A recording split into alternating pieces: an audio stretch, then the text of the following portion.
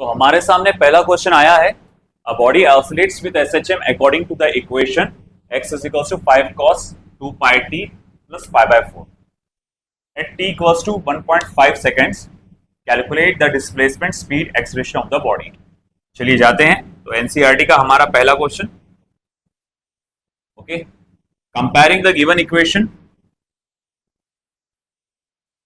पहले क्या पूछा हुआ है आपसे? पहला सवाल पूछा गया है डिस्प्लेसमेंट के बारे में, तो अपन डायरेक्ट भी कर सकते हैं। तो पहला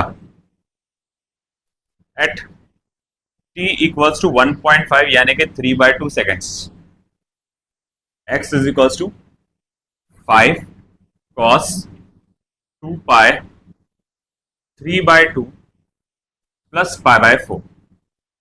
ठीक है, अब ऐसा है कि ये कट जाएगा, ओके, बचा क्या फिर 3 pi, x is equals to, फिर ये हो जा रहा आपका 5 cos 3 pi plus pi by 4। अच्छा, 3 pi बोले तो कौन सा एंगल आता बेटा? 360? नहीं, वो तो 2 pi होता। चलो मुझे पोजीशन बता दो।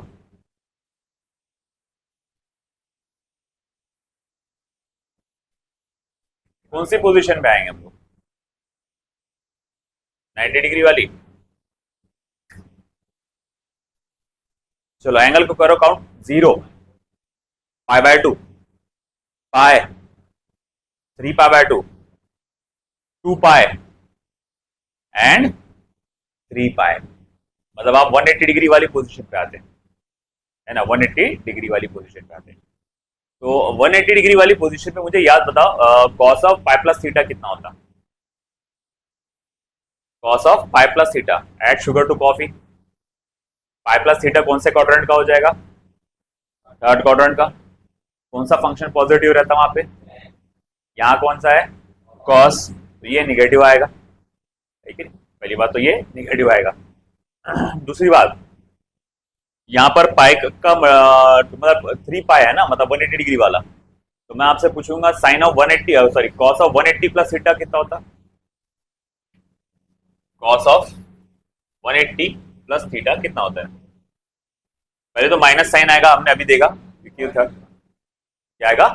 माइनस कॉस थीटा, है ना। तो इस लिहाज से अगर देखा जाए तो ये थीटा पकड़ो, पाई बाय 4 को क्या पकड़ो? थीटा। तो मैं यहां लिख सकता हूं therefore x is equals to 5 cos minus 5 cos pi by 4, 1/√2 होता है, therefore x is equals to minus 5/√2, x is equals to minus 5/√2 metres. ये हमारा पहला answer.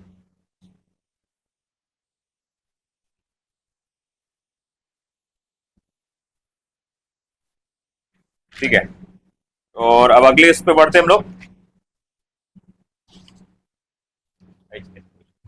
x is equals to minus 5/√2 आ गया। अब आई बारी स्पीड की।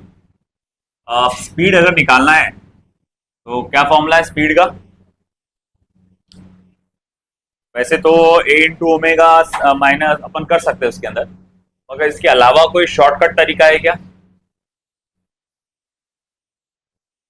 नहीं, कोई शॉर्टकट तरीका तो नहीं नजर आ रहा मेरे को, मतलब पूरा सॉल्व करके निकालना पड़ेगा। तो भाई चलो ठीक है, अब हम स्पीड निकालने जाएंगे। तो for velocity v equals to dx upon dt, that is equals to d by dt of x, sorry क्या है वो, 5 cos 2 pi t plus pi by 4। ठीक है, therefore v equals to 5 minus 5 sin of 2 pi t plus pi by 4 और multiply by 2 पाई। ये आएगा ना constant बाहर, मल्टीप्लाई बाय 2 पाई। फिर वंस अगेन मैं वही करूंगा, minus 5 sine 2 pi 3 pi by क्या था वो, 3/2। ठीक है ना, तो 3/2 बोलेंगे plus pi by 4 plus 2 multiply by 2 पाई। अब अच्छा ठीक है, फिर से कटा 3 पाई हुआ -5 multiply by sine of pi by 4 हो जाएगा minus sine of pi by 4 हो जाएगा, है ना। ये बस वंस अगेन वही फॉर्मूला लगाएंगे पर sine of 180 plus theta. Third quadrant में tan फंक्शन पॉजिटिव रहता, ये कौन सा फंक्शन है, साइन फंक्शन है, तो ये नेगेटिव आने वाला है और वो हो जाएगा साइन 180 प्लस थीटा क्या हो जाएगा वहां पर माइनस साइन थीटा, तो ये हो जाएगा minus sine pi by 4 multiply by 2 pi. अच्छा ये क्या होगा -1/√2, तो once again -1/√2, minus minus cancel हो जाएगा प्लस हो जाएगा और ये हो जाएगा 10 पाई अपॉन √2 या 5√2 पाई। ये समझा गया, 5√2 पाई। 10 को क्या लिख सकता हूं मैं 5 मल्टीप्लाई बाय 2, तो 2 अपॉन √2 आएगा, तो 5√2 पाई। ठीक है, अब आई बारी एक्सेलरेशन की। अब थोड़ा दिमाग लगाएं, एक्सेलरेशन को क्या लिख सकते हैं -ओमेगा² x लिख सकते हैं ना। हाँ आप इसको एक और बार डेरिवेट करेंगे तब भी हो सकता, मगर ये वाला करो ना आसान वाला -ओमेगा² x। अब आप बोलिए सर ओमेगा नहीं है ना मेरे पास, ये क्या है ओमेगा t 2 पाई, तो ये हो जाएगा -4 पाई² x की वैल्यू डालो कितनी है -5/√2, तो फिर ये हो जाएगा 10√2, है ना। 4 अपॉन √2 कितना हो जाएगा 2√2, तो 2√2 हो जाएगा और 2√2 10√2 हो जाएगा, तो 10√2 पाई² की वैल्यू भी अराउंड कितना होता है 10 के बराबर होती है, तो 100√2 मीटर पर सेकेंड स्क्वायर। ये आपका एक्सेलरेशन। देखिए फास्ट,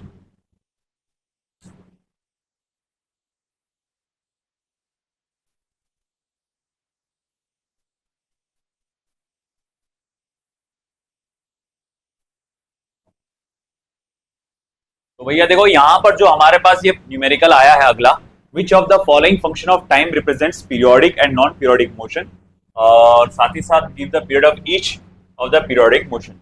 एक सिंपल शॉर्टकट बताऊं मैं आपको, सिंपल शॉर्टकट ये है जहां पर साइन और कॉस का फंक्शन आ जाए वो पीरियोडिक मोशन, यहाँ पर साइन और कॉस का फंक्शन इधर से आ जाए इधर ऐसा, वो पीरियोडिक मोशन है। बट ये आपका देखना जरूरी है कि एसएचएम भी है कि नहीं है। अक्सर ऐसा सवाल भी पूछा जाता है कि ये कौन सा पीरियोडिक के साथ साथ एसएचएम है, ये पता लगाओ। अब कैसे पता लगाएंगे कि ये एसएचएम है या नहीं है। देखो इससे पहले आपको याद होगा मैंने पढ़ाया था आपको एसएचएम एंड सर्कुलर मोशन, कुछ याद है, थियोरेटिकल पार्ट लिए थे हमने एसएचएम एंड सर्कुलर मोशन। उसमें हम लोग ने क्या देखे थे कि हम लोग a = अगर -ओमेगा² x ये प्रूफ हो गया, मतलब हमारे पास एक डिस्प्लेसमेंट की इक्वेशन होती थी, है कि नहीं। हमारे पास क्या होता था एक डिस्प्लेसमेंट की इक्वेशन होती थी, उसको 2 बार डेरिवेटिव करके आप कोशिश करते थे कि a = -ओमेगा² x वाला फॉर्मूला बन जाए। अगर ये फॉर्मूला बन गया तो हम बोलते थे कि हाँ भैया ये एसएचएम है ना, और अगर ये फॉर्मूला नहीं बन पाया तो वो एसएचएम नहीं होगा। हो सकता पीरियोडिक है और नहीं भी हो सकता, बट एसएचएम तो नहीं होगा। चलो ठीक है, फिर देखेंगे कैसे सॉल्व करेंगे। चलो पहले इसमें जाएंगे हम लोग, सबसे पहला वाला, तो मैं फोकस करने जा रहा हूं मैं सबसे पहले वाले प्रॉब्लम पे। मेरे पास दिया गया है sine omega T plus cos omega T. गौर से देखिए इस तरह के इक्वेशन को ना आपको एक और सवाल पूछा जाता है, एम्पलीट्यूड भी पूछा जाता है। आपको कैसे सॉल्व करेंगे तो देखो इधर मैंने माना कि ये इसकी वैल्यू x है, ये डिस्प्लेसमेंट की इक्वेशन। मैं क्या करने वाला हूं एंटायर इक्वेशन को, ये वाले पार्ट को √2 से मल्टीप्लाई और डिवाइड करने वाला हूं। किससे बेटा √2 से। तो मैं बोलूंगा therefore x = √2 multiply bye 1/√2 sign omega T plus 1/√2 cos omega T. Sir क्या हमेशा √2 से मल्टीप्लाई करेंगे अपन? नहीं, हमेशा √2 से मल्टीप्लाई डिवाइड नहीं करना है। आपका डिपेंड करता है कि आपके यहां पर इसके साथ क्या नंबर दिया हुआ है। अगर कुछ भी नंबर नहीं है तब करो √2 से मल्टीप्लाई डिवाइड। बोले सर ऐसा क्यों? क्योंकि यहां जो साइन और कॉस के साथ जो मल्टीपल में नंबर आ रहा है, हम चाहते हैं कि ये एक ऐसा नंबर बने जिसके साइन की कॉस की वैल्यू अपन जानते हैं। जैसे मिसाल के तौर पे साइन 30 कितना होता है 1/2, है ना, और कॉस 60 कितना होता है, साइन 60 कितना होता है √3/2। तो कभी कभार ऐसा होता है कि यहां सिर्फ साइन ओमेगा टी होता है ना, और यहां √3 होता है। एक जगह क्या होगा साइन ओमेगा टी, और मान लो मल्टीपल में क्या आ गया, √3 आ गया, तो सवाल उठा गया तब भी √2 से मल्टीप्लाई डिवाइड करूंगा क्या मैं? नहीं, तब मैं 2 से मल्टीप्लाई डिवाइड करूंगा, है ना। बोले ऐसा क्यों सर? देखो मैं साइड में ग्राफ में लेके दिखाता हूं। मान लो तुम्हारे को इक्वेशन ऐसी आ गई, sin omega T plus cos omega T, तुमको कहा इसका एम्पलीट्यूड निकालो या टाइम पीरियड निकालो। अब आप बोलेंगे सर हमको तो वो आदत है देखने की x equals to a sin omega t वाली इक्वेशन, एक ही फंक्शन आता है, यहाँ तो दो दो फंक्शन आ गए, इसका कैसा? मसला नहीं। अरे हाँ मैंने इसको चेंज ही नहीं किया, हाँ ऐसा आया। अब सर क्या करूं? तो फिर तुम याद करें, अच्छा सर ने बोले थे √2 से मल्टीप्लाई डिवाइड करो, तो यहाँ पर भी कर डालेंगे। अब कई लोग क्या करेंगे, यहाँ पर भी मल्टीप्लाई कर डालेंगे √2, है ना, √2 सॉरी ये हो जाएगा फिर 1/√2 sin omega T plus √3 upon √2 cos omega T. मैं बोलूंगा ठीक यहाँ तक ठीक है, 1/√2 मुझे मालूम है sin 45 की या cos 45 की वैल्यू होती है, मगर √3/√2 किस चीज की वैल्यू होती है? क्यों मालूम है किसी चीज की वैल्यू? ऐसा √3/√2 मालूम है क्या? नहीं, तो √3/√2 मालूम नहीं है, इसीलिए इसको नहीं लिख सकते। तो बोले सर फिर अब कैसा? तो बोले इसको 2 से मल्टीप्लाई डिवाइड करो, इसको क्या करो 2 से मल्टीप्लाई डिवाइड करो। √3 पहले से था, तुमने 2 से मल्टीप्लाई डिवाइड किए।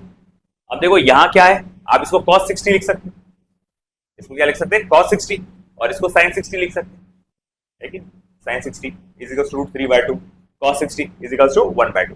तो तुमको हिसाब से लेना है, ऐसा मन भर के भाई √2 लगाना है हमेशा, ऐसा नहीं है, ठीक है। प्रैक्टिस करो, डीपीपीस में मॉड्यूल्स में ऐसे क्वेश्चन बहुत है, ढेरों है, आपको आ जाएंगे। तो खैर चलो ठीक है। तो बोले अब आगे क्या? तो मैं इसको लिखूंगा cos of 45 degree sin of omega T plus sin of 45 degree cos of omega t. तो sin मतलब cos 45 sin omega T plus sin 45 cos omega T, ये फॉर्मूला हमारा बना। अब सवाल उठा, आप बोलेंगे सर यहां पर अपन साइन ही लगा सकते थे, आपने cos क्यों लगाया? sin 45 भी तो 1/√2 होता है ना, और यहाँ पर मैं cos 45 लिख सकता था cos के साथ, cos 45 भी तो 1/√2 होता। मसला नहीं, मसला नहीं, आप वैसा भी सॉल्व कर सकते, मगर आपका प्रोसीजर थोड़ा सा बढ़ जाएगा। बोले कैसा? जब इसको आप डिकोड करेंगे, अब अगर आपको याद आ रहा होगा ये फॉर्मूला कौन सा बन रहा, sin a प्लस बी का एक्सपांशन बन रहा, sin a cos b plus cos a sin, तो sin a cos b plus cos a sin b, यानी इस इक्वेशन को तुम क्या लिख सकते?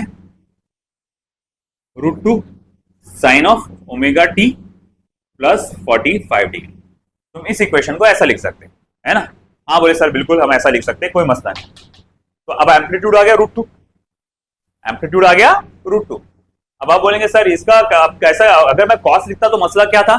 तुम्हारी इक्वेशन cos में बनती थी, तुम्हारा इक्वेशन ऐसा बनता था cos of omega T minus 45 degree, cos of omega T minus, अगर तुमको नॉलेज है ट्रिग्नोमेट्री का फॉर्मूला का नॉलेज है तो तुमको याद आ जाएगा, नहीं है तो फिर उसको कुछ नहीं कर सकते। तो cos ओमेगा टी है ना आपका यहाँ पर आएगा माइनस 45 डिग्री। तो मसला फिर से एक और आ गया कि भैया वो cos को वापस से साइन में कन्वर्ट करो, क्योंकि भैया हमको आदत काय में देखने की, साइन फंक्शन में।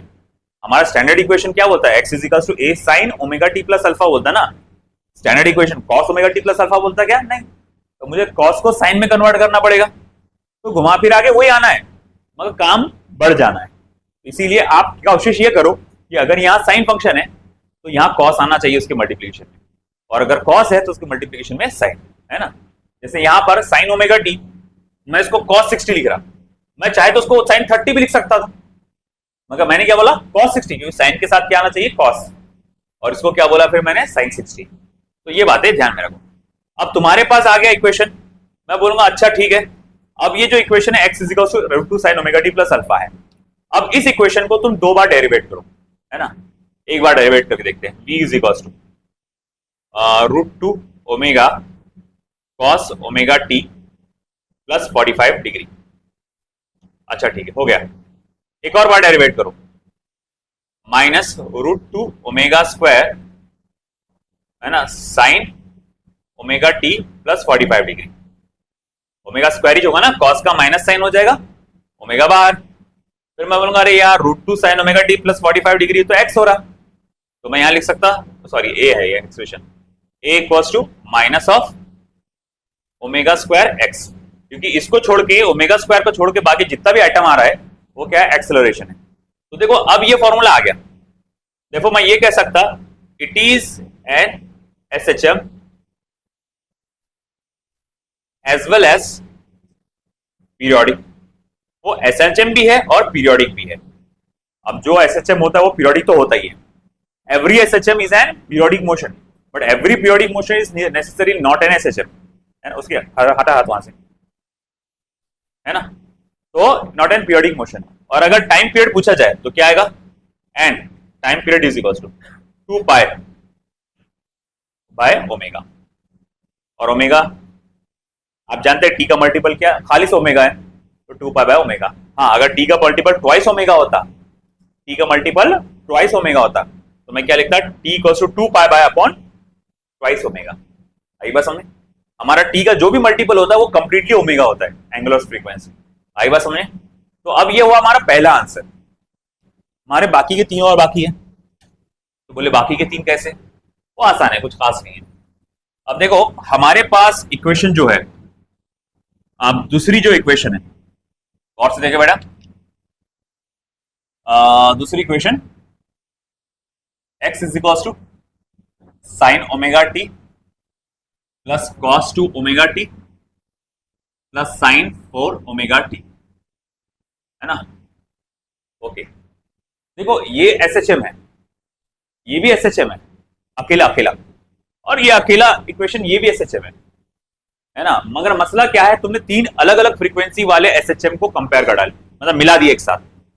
तो अब वो जरूरी नहीं है कि वो एसएचएम रहेगा कि नहीं रहेगा, वो जरूरी नहीं है, वो डिस्टर्ब हो जाता है। जनरली फ्रीक्वेंसी अलग अलग रही तो डिस्टर्ब हो जाता है। तो अब देखेंगे कैसा होगा, ये एसएचएम है कि नहीं है, चेक कैसे करेंगे। गौर से देखना, एसएचएम है या नहीं है, हम ये चेक कैसे करेंगे। तो मैं यहां लिखता हूं, सबसे पहले डेरिवेटिव करूंगा इसका, तो ये हो जाएगा omega cos omega T minus twice omega sine of 2 omega T plus 4 omega cos of 4 omega T. Okay, ये हमारा डेरिवेटिव लिया गया पहला। एक और बार डेरिवेटिव लो, तो कॉस का क्या हो जाएगा, माइनस साइन ओमेगा बाहर minus omega square sine omega T, ये इसका क्या होगा, ट्वाइस ओमेगा बाहर आ जाएगा,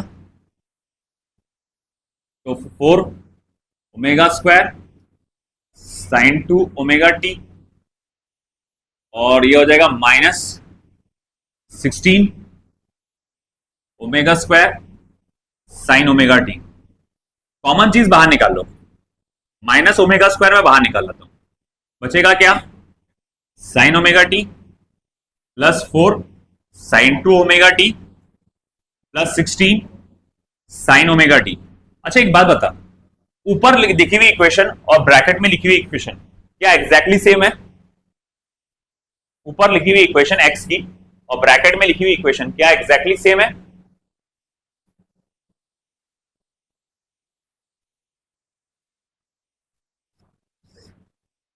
साइन का कॉस होना चाहिए था, हाँ, तो कॉस का साइन का बराबर, हाँ यहां पर भी साइन होना चाहिए, कॉस होना चाहिए। तो मेरा सवाल ऐसा है, ये पूरी इक्वेशन और ये इक्वेशन क्या एग्जैक्टली सेम है। अरे देखो भैया, आपने जो लग रहा है बिंदास बोलो, सेम है क्या।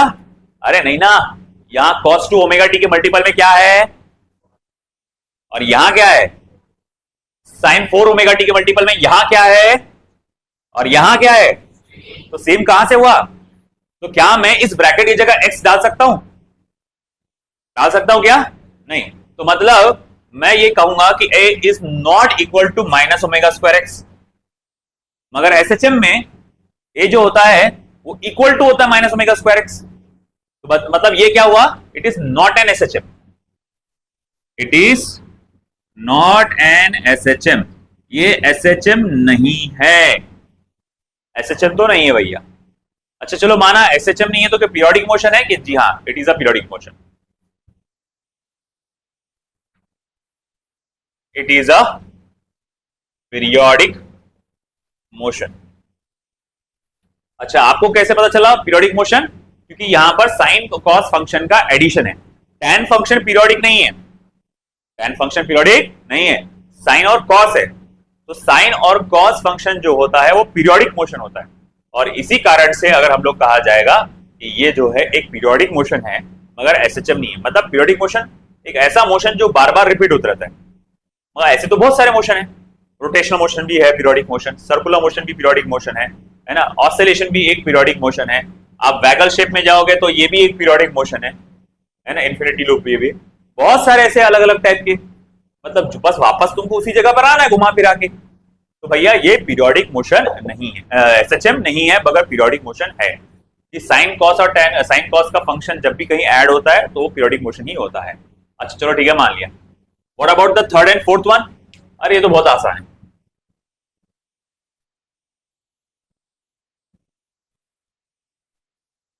अगर आप देखेंगे तीसरा, e raise to power minus omega t, मान लो x, तो v इज इक्वल टू क्या हो जाएगा? Minus omega e raise to power minus omega t. अच्छा ठीक है, a इक्वल टू क्या हो जाएगा? Omega square e raise to power minus omega t. अच्छा एक बात बता, हाँ a इज इक्वल टू आपका e raise to power minus omega square क्या है? Omega square. अरे सर आ गया, नहीं आया, माइनस साइन है क्या वहां पे? नहीं है वहां पे। और दूसरी बात, वो पीरियोडिक हो ही नहीं सकता क्योंकि यहां पर a जो है inversely proportional to e raise to power t है, और इसका ग्राफ जो रहता ना वो ऐसा रहता। एक्सपोनेंशियल का ग्राफ कैसा रहता? ऐसा। मतलब क्या हुआ कि ये वैल्यू कम कम कम कम कम कम कम कम कम कम होते जा रही, रिपीट नहीं हुई वो वैल्यूज। तो ऐसा है कि भाई सिंपल सी बात है कि यहां पर अगर भाई साइन और कॉस फंक्शन नहीं आया, एक्सपोनेंशियल फंक्शन है, it is neither periodic nor SHM. It is neither periodic nor SHM. ना ही ये पीरियोडिक है ना ही एसएचएम है। सिमिलर केस उधर होगा चौथे पे भी, x is equal to log of omega t, वो भी। तो देखो v is equal to 1 upon omega t into omega, तो बचेगा क्या? 1 अपॉन टी।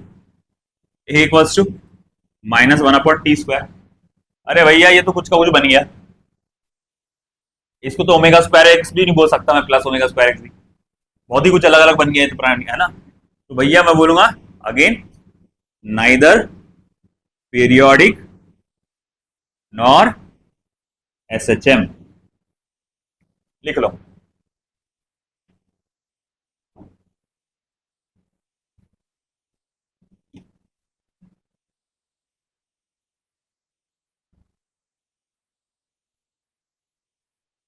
तो भैया देखो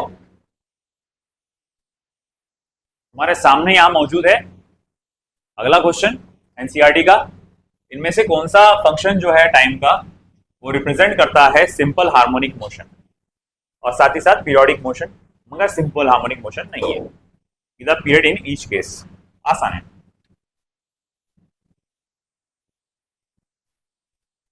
जैसे मिसाल के तौर पे पहली वाली इक्वेशन पकड़ते हैं, क्या लगता है क्या ये छोटा बन सकता है? क्या बिल्कुल बन सकता है। इसको किस नंबर से मल्टीप्लाई डिवाइड करना चाहिए? √2 से। Again x is equal to क्या है? Sine of omega T minus cos of omega t. तो x is equal to √2 multiply by 1 upon √2 sine of omega T minus 1 upon √2 cos of omega t. Therefore x is equals to √2, क्या लगना चाहिए यहां पर? cos 45, जिसको मैं cos of π/4 भी बोल सकता हूं, sine of omega T minus sine π/4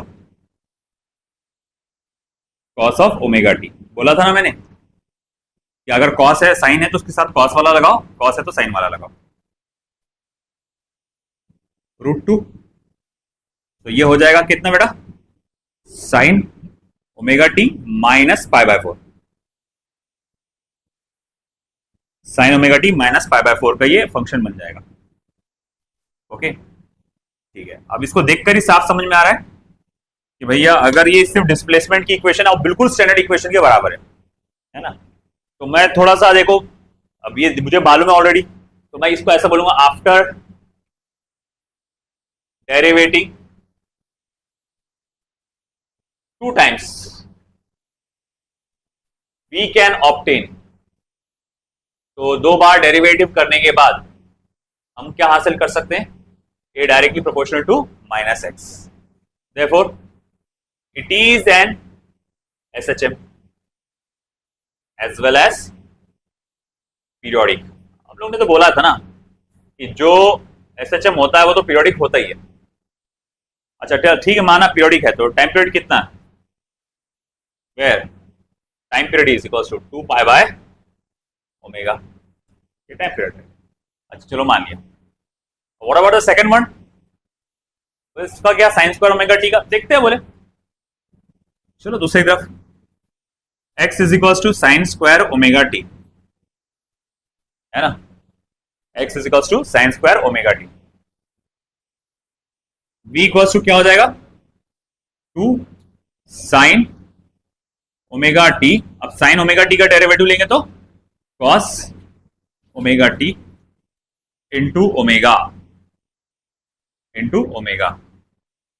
v is equals to twice omega, या ट्वाइस ओमेगा नहीं, ओमेगा ओनली, और ये 2 साइन थीटा कॉस थीटा का फॉर्मूला लगेगा साइन 2 ओमेगा टी हो जाएगा। ओके एक और बार डेरिवेटिव लो, a equals to twice omega square cos of 2 omega T, twice omega square cos of 2 omega T, ये एक्सप्रेशन का फॉर्मूला है। अब पहली नजर में देख के किसको भी लगेगा कि हाँ भैया ये तो एसएचएम है, हम लोग ने तो देखा a omega square cos omega T वाला फॉर्मूला, मगर नहीं, यहां ये एसएचएम नहीं माना जाएगा। क्यों? क्योंकि ये इस कंडीशन को सेटिस्फाई नहीं करता, a directly proportional to minus x, ये कंडीशन को सेटिस्फाई कर रहा क्या, एक्स कहां है वो देखो तुम, क्या है वो देखो, एक्सप्रेशन क्या है वो देखो तुम, एक्स है sine square omega T, acceleration क्या है twice omega square cos 2 omega T, आई बस समझ में। तो भैया ये पीरियोडिक तो है, it is periodic but not an SHM, मगर ये एसएचएम नहीं है। अब सवाल उठा कि भैया इसका एसएचएम क्या है, टाइम पीरियड क्या आएगा, तो t equals to 2 pi upon ये पूरा ट्वाइस ओमेगा यानी कि पाई बाय ओमेगा सेकेंड्स, तो ये हमारा क्या आ जाएगा, टाइम पीरियड आ जाएगा।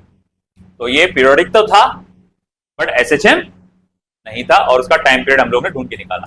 ग्राफिकली अगर आपको देखना है ये कैसा रहता, तो ग्राफिकली ऐसा रहेगा वो,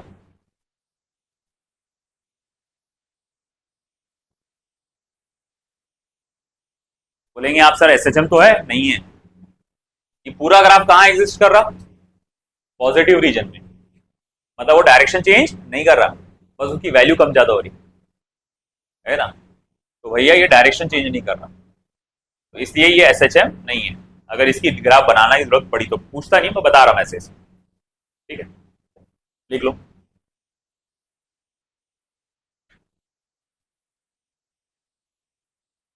तो हमारा सवाल अगला ऐसा एनसीईआरटी से, एक पार्टिकल है जो एसएचएम परफॉर्म कर रहा है 2 पॉइंट्स के बीच में, ए से लेके बी, जो कि 10 सेंटीमीटर की दूरी पे है। मतलब अगर मैं मान के चलूं ये ए से लेके बी है और ये 2 पॉइंट्स के बीच में पार्टिकल ऑसिलेशन परफॉर्म कर रहा है, मतलब ये लेफ्ट एक्सट्रीम है और ये राइट एक्सट्रीम है।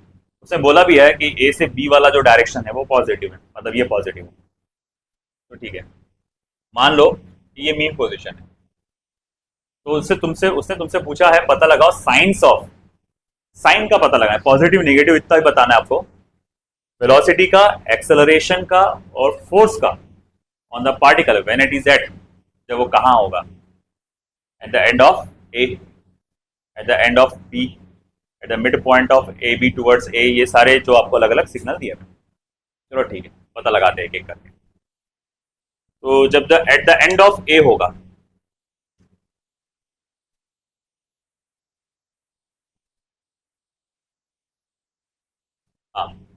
जब ए पर होगा, मतलब यहाँ लेफ्ट एक्सट्रीम पोजीशन पे, तब वेलोसिटी का क्या होगा, क्या वो पॉजिटिव होगी, क्या वो नेगेटिव होगी, और उस वक्त आपका एक्सेलरेशन क्या होगा, सॉरी हाँ एक्सेलरेशन का डायरेक्शन क्या होगा और फोर्स का डायरेक्शन क्या होगा, ये सारी चीजें पता लगाना है।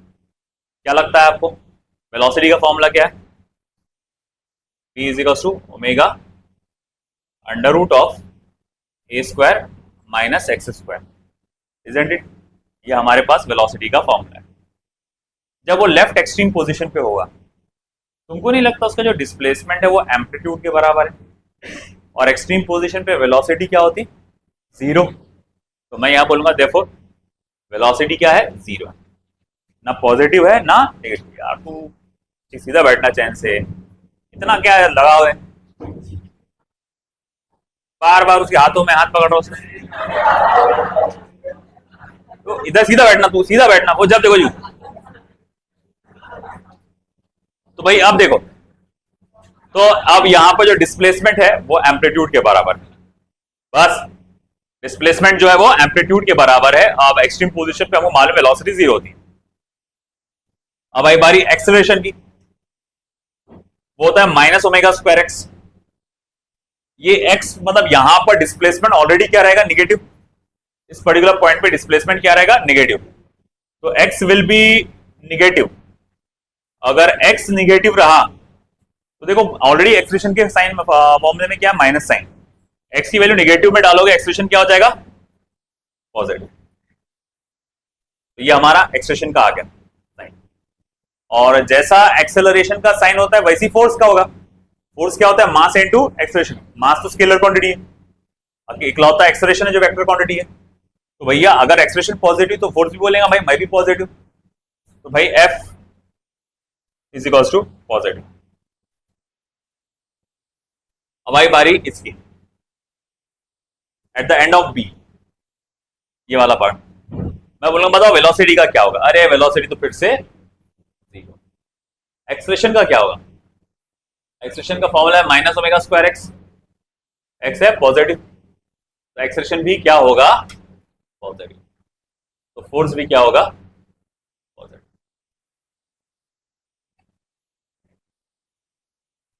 हाँ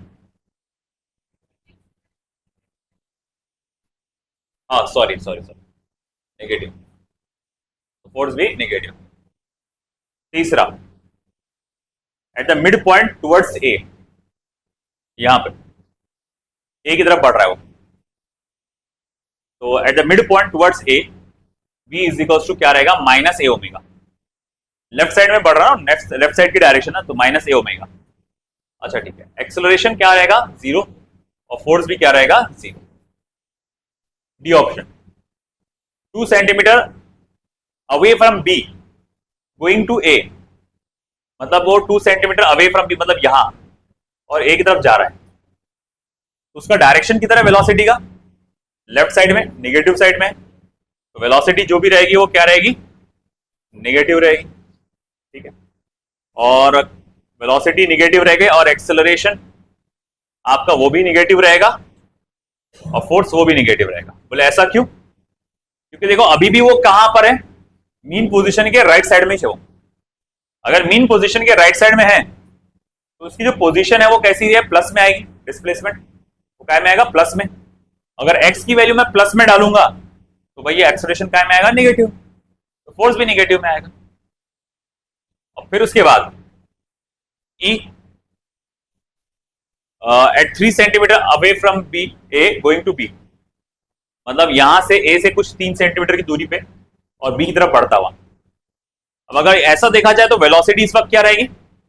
पॉजिटिव, मगर एक्सेलरेशन क्या रहेगा? वो भी पॉजिटिव रहेगा। बोले क्यों? अरे भैया ये डिस्टेंस जो है वो निगेटिव रहेगा ना, एक्स क्या रहेगा? निगेटिव रहेगा। A equals to minus omega square x, तो एक्स की वैल्यू माइनस में डालूंगा तो फिर वो भी क्या हो जाएगा? पॉजिटिव हो जाएगा। और अगर एक्सेलरेशन पॉजिटिव है तो फोर्स भी पॉजिटिव है। एफ, लिखता जगह चाहिए मुझको। F at 4 centimetre away from B going to A. Okay, मतलब ये 4 सेंटीमीटर, इसका डिस्प्लेसमेंट कितना है? 5 है ना, मतलब यहां कहीं तो भी है।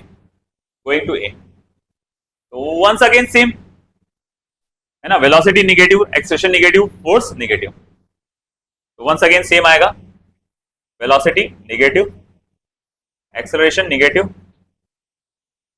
Force negative. आई बात समझे? तो इस तरह से आप देख सकते हैं ये एनसीईआरटी का एक बहुत इंपॉर्टेंट प्रॉब्लम है, नीट में भी आ सकता है, जेईई में भी आ सकता है, इंपॉर्टेंट क्वेश्चन है, ध्यान दीजिएगा। लिख लो सब।